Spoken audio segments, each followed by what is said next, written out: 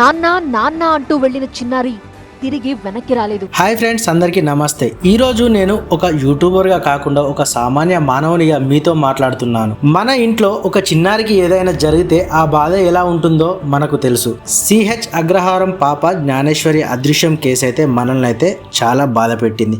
ముఖ్యంగా సోషల్ మీడియాలో వస్తున్న కొన్ని థంబ్నెయిల్స్ పోస్టులు చూస్తుంటే బాధేస్తుంది. ఒక బిడ్డ పోయి ఆవేదనలో ఉన్న తల్లిదండ్రులను నిందితులుగా చూపిస్తూ వీడియోలు చేయడం ఎంతవరకు కరెక్ట్? ఇది వారిని మానసికంగా మరింత కుంగదీస్తుంది. అందుకే ఇక నుంచి పోలీసులు ఏదైనా నిర్ధారించే వరకు ఎవరిని అనుమానిస్తూ వీడియోలు అయితే చేయకండి. ఆ రోజు ఏం జరిగిందో ఒక్కసారి గమనిస్తే, తండ్రి గణేష్ పాపను ఇంటి దగ్గర వదిలి వెళ్లారు. తల్లి భవాని రెండో బిడ్డకు స్నానం చేయించడానికి లోపలికి వెళ్లిన సమయంలో జ్ఞానేశ్వరి తన తండ్రి వెనక వెళ్లాలని బయటకు వచ్చింది. ఈ క్రమంలోనే పాప కనిపించకుండా పోయింది. ఇక్కడ మనం గమనించాల్సింది, ఆ పాప వెనకాలే ఒక కుక్క కూడా వెళ్ళింది. చాలా సేపటి తర్వాత ఒక మతిస్థిమితం లేని వ్యక్తి ఆ పాపను కుక్కను అడవిలో చూశానని చెప్పడం ఈ కేసులో కీలకమైన మలుపు. అతను చెప్పింది నిజమా లేక అతను ఏదైనా చూసి భయపడి చెబుతున్నాడా అనేది ఒక సైకాలజిస్ట్ ద్వారా విచారణ చేస్తే మరిన్ని నిజాలు బయటపడే అవకాశం ఉంది. పాప కనిపించకుండా పోయిన 3 రోజుల తర్వాత కుక్క తిరిగి రావడం, అది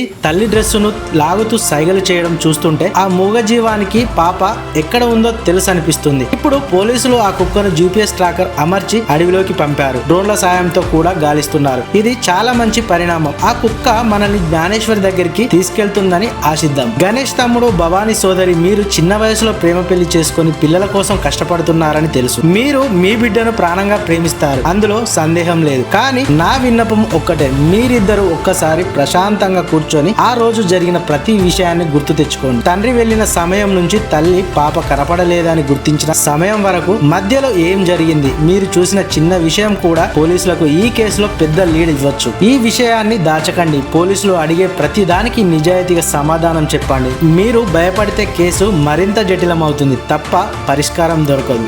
1000 ఎకరాల అడవిలో ఆ చిన్నారి కోసం గాలింపు జరుగుతుంది. చుట్టుపక్కల గ్రామస్తులు, యువత కూడా పోలీసులకు సహకరించండి. మనం చేసే చిన్న ప్రయత్నం ఆ చిన్నారి ప్రాణాలను కాపాడవచ్చు. జ్ఞానేశ్వరి క్షేమంగా తల్లిదండ్రుల చెంతకు చేరాలని మనస్ఫూర్తిగా కోరుకుందాం.